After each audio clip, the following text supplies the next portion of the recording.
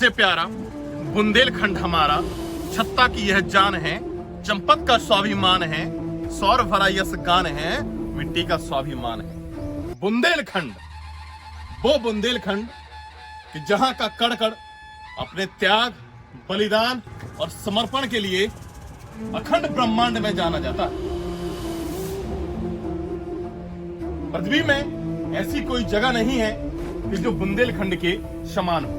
कि वो बुंदेलखंड कि जहां की मिट्टी और मिट्टी का एक एक कण अपने बलिदान और समर्पण के लिए विश्व भर में जाना जाता है। हर किसी का स्वप्न यही है, अगर मुझे जन्म मिले तो बुंदेलखंड की धरा पर मिले। कहा गया है कि ऐसी माटी न दुनिया के खंड खंड में, जन्म दइयो विधाता बुंदेलखंड। हर किसी की कामना, इच्छा यही है, अगर मुझे जन्म मिले बुंदेलखंड की धरा पर मिले, क्योंकि ये वह धरा है कि जिस धरा पर भगवान श्री राम ने वनवास के समय के 12 वर्ष चित्रकूट में बिताए थे। ये वो धरा है जहां पर ऋषि मुनियों की तपोभूमि। बुंदेलखंड एक ऐसा नाम जो अखंड जगत में, अखंड ब्रह्मांड में जाना जाता है, वो बुंदेलखंड। बुंदेलखंड की धरा पर 31 दुर्ग हैं कि बुंदेलखंड की कीर्ति यश को 4 गुना बढ़ा देते। लेकिन आपको पता नहीं होगा इन 31 दुर्गों ने औरंगजेब की बर्बरता और कट्टरता को किस प्रकार से बहन किया होगा। लेकिन आज भी यह उसी प्रकार से खड़े हुए हैं जिस प्रकार से पहले थे। लेकिन औरंगजेब इतना कट्टर था कि उसकी कट्टरता का अनुमान आप यहीं से लगा लीजिए कि उसने राजगद्दी की लालच में अपने पिता शाहजहां को कैद कर लिया और कैद करने के बाद अपने बड़े भाई की हत्या की और हत्या करने के बाद दिल्ली की गद्दी पर बैठा। बादशाह घोषित हुआ। बादशाह बनने के बाद एक शाही फरमान सुनाया गया कि भारत में जितने भी मंदिर हैं, मंदिर को बिल्कुल तोड़ा जाना चाहिए। एक भी मंदिर बिल्कुल साबित नहीं बचना चाहिए, क्योंकि उन मंदिरों से हमारी आस्था जुड़ी हुई थी, हमारी भावना जुड़ी हुई थी। इसलिए उसको, हमारी भावना, हमारी आस्था को अपने पैरों तले को चलना था और उसने एक एक करना जाने कितने मंदिरों को तोड़ा। आप अभी भी जाकर देखेंगे तो चित्तौड़गढ़ में 63 मंदिर बिल्कुल ऐसी ध्वस्त पड़ी हुई।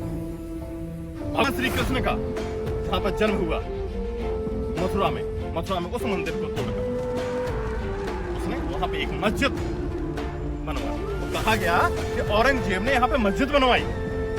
ना जाने कितनी मूर्तियों को मथुरा से ले जाकर आगरे की सीढ़ियों पर लगाया गया ताकि घूमने वाले आए और हमारी आस्था और हमारी भावना, हमारी संस्कृति को अपने पैरों तले कुचल। इतना कट्टर था। लेकिन इन 31 दुर्गों ने और किस प्रकार से उसकी बर्बरता को सहा होगा, सहन किया होगा, आप अंदाज नहीं लगा सकते। किस प्रकार से इन 31 दुर्गों ने एक भाई से दूसरे भाई को लड़ते हुए देखा होगा, किस प्रकार से उन्होंने खून की नदियों को बहते हुए देखा होगा। जब चारों तरफा हाहाकार मचा हुआ था, औरंगजेब के अत्याचारों के खिलाफ कोई भी सर उठाने को तैयार नहीं था। चारों तरफ उसका ही बोलबाला था कि मुगली झंडा लहरा रहे थे और किस प्रकार से चारों तरफ खून की नदियों को बहाया जा रहा था, किस प्रकार से माताओं के आंचलों पर हाथ डाला जा रहा था, हमारी बहनों से हरम को सजाया जा रहा था। जब बुंदेलखंड या पूरे भारत का एक एक कण रो रहा था, तब ऐसे ही घड़ी में जन्म हुआ एक वीर सपूत महाराजा छत्रसाल का। कहते हैं महाराजा छत्रसाल का जन्म टीकमगढ़ जिले की बिंद बनों की मोर पहाड़ी में हुआ। जैसे ही महाराजा छत्रसाल का जन्म हुआ, प्रत्येक कड़कड़ ने महाराजा छत्रसाल का स्वागत, वंदन, अभिनंदन किया। दसों दिशाएं मानो उनका स्वर गान गाने लगी। कड़कती हुई बिजली ने महाराजा छत्रसाल का स्वागत किया। कि खंडों की इस स्वर्ग धरा पर छत्ता तोरी जय हो, कि खंडों की इस स्वर्ग धरा पर छत्ता तोरी जय हो, मुगलों का ईमान गिरा का छत्ता तोरी जय हो, कि जय हो तेरी मात भवानी, तुल्य भवानी जय हो, और बुंदेलखंड को आजाद करा दे छत्ता तोरी जय हो। कि मानो बुंदेलखंड का एक एक कण महाराजा छत्रसाल से पुकार कर रहा था कि हमें किस प्रकार से इस मुगली सत्ता या औरंगजेब के अत्याचारों से आजादी दिला सकते। फिर क्या था, महाराजा छत्रसाल ने औरंगजेब के अत्याचारों से आजादी दिलाने के लिए इस मिट्टी का तिलक लगाया और तिलक लगाने के बाद सौगंध उठाई कि छत्ता ने सौगंध उठाई माँ को आजाद कराने की, मुगलों को धूल चटाने की, मिट्टी का कर्ज बताने की। छत्ता ने सौगंध उठाई कि जब तक हमारे शरीर में खून का एक एक कण भी रहेगा तब तक हम अपने स्वाभिमान और इस धरती की रक्षा के लिए ये छत्ता लड़ेगा। ये वचन दिया तो महाराजा छत्रसाल ने बुंदेलखंड के प्रत्येक कण को। महाराजा छत्रसाल निकल पड़े ओरछा के राजा के पास गए, मगर ओरछा के राजा ने महाराजा छत्रसाल का स्वागत किया, लेकिन महाराजा छत्रसाल का ओरछा के राजा ने साथ नहीं दिया, क्योंकि ओरछा के राजा में इतना साहस नहीं था कि वह औरंगजेब के अत्याचारों के खिलाफ आवाज उठा सके। ऐसे ही महाराजा छत्रसाल दतिया के राजा के पास गए। दतिया के राजा ने भी महाराजा छत्रसाल का स्वागत वंदन अभिनंदन किया, लेकिन महाराजा छत्रसाल का साथ नहीं दिया।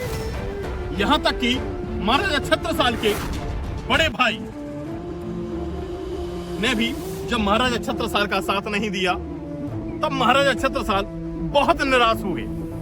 चारों तरफ उनको निराशा ही निराशा नजर आ रही थी। जब कोई भी उन्हें ऐसा दिखाई नहीं दे रहा था कि महाराजा छत्रसाल के साथ में कंधे से कंधे मिलाकर चल सके। जब कोई साथ नहीं दे रहा था तब ऐसे ही घड़ी में साथ दिया उनके घोड़े भले भाई। कहते हैं कि महाराजा छत्रसाल के साथ कंधों से कंधे मिलाकर चलने वाला भले भाई। फिर क्या था, महाराजा छत्रसाल और उनका घोड़ा भले भाई निकल पड़े अपने लघु से नया इतिहास लिखने के लिए। इतिहास लिखने के लिए हमें किसी की आवश्यकता नहीं पड़ती और इतिहास एक दिन में नहीं लिखता, लेकिन एक दिन इतिहास जरूर लिखता है। और महाराजा छत्रसाल अपने घोड़े और स्वयं नए इतिहास या बुंदेलखंड की धरा को औरंगजेब के अत्याचारों से मुक्ति दिलाने के लिए निकल पड़े। जैसे ही इसकी खबर औरंगजेब को लगी, औरंगजेब इतना घबरा गया महाराजा छत्रसाल की शक्ति और पराक्रम को देखकर कि उसने अपने सेनापति को तुरंत आदेश दिया। और सेनापति को आदेश देने के बाद 30,000 की विशाल सेना महाराजा छत्रसाल को हराने के लिए भेजी। वहां पर औरंगजेब की 30,000 की सेना और यहाँ पर महाराजा छत्रसाल की 30 आदमियों की एक छोटी सी टुकड़ी। लेकिन महाराजा छत्रसाल की छोटी सी सेना थी वो उत्साह में ज्यादा और पराक्रम में तो पूरी मुगली सल्तनत के बराबर थी। वो 30 आदमियों की सेना, महाराजा छत्रसाल की 30 आदमियों की सेना मुगलों से लोहा लेने के लिए बिल्कुल फड़फड़ा रही थी, तैयार खड़ी थी। जैसे ही औरंगजेब का सेनापति आया युद्ध के लिए, महाराजा छत्रसाल के 30 आदमियों की एक छोटी सी टुकड़ी के बीच में घनघोर युद्ध हुआ। मानो इस प्रकार से लग रहा था कि रणचंडी रण क्षेत्र में उतर आई हो। और इस प्रकार से मुगलों का नरसंहार करी थी कि 30 आदमियों की टुकड़ी ने 30,000 मुगली सेना के छक्के छुड़ा दिए। मैं महाराजा छत्रसाल की वीरता को देखकर हर कोई घबरा गया, हर कोई कांप गया था। मानो इस प्रकार से लग रहा था कि स्वयं यमराज ही रण क्षेत्र में उतर आए। और पूरे 30,000 मुगलों को किस प्रकार से महाराजा छत्रसाल ने अपने बाहुबल पर धूल चटा दी और एक एक कर 52 गढ़ों पर विजय पताका फहरा दिया। महाराजा छत्रसाल ने अपने साहस और पराक्रम के बल पर 52 गढ़ों पर विजय पताका फहरा दिया। कहते हैं कि महाराजा छत्रसाल ने 52 लड़ाई लड़ी, कि महाराजा छत्रसाल ने 52 लड़ाई लड़ी और महाराजा छत्रसाल एक भी बार पराजय नहीं हुए। वो था इस धरती का लाल, इस धरती का शेर, जिसे हम बुंदेल केसरी के नाम से जानते हैं। कि महाराजा छत्रसाल ने किस प्रकार से एक एक कर 52 गढ़ों पर अपना विजय पताका फहरा दिया और मुगलों को अपने घुटनों के बल किस प्रकार से उन्होंने लाकर रख दिया कि मानो पूरा औरंगजेब नतमस्तक हो चुका था महाराजा छत्रसाल की वीरता के सामने।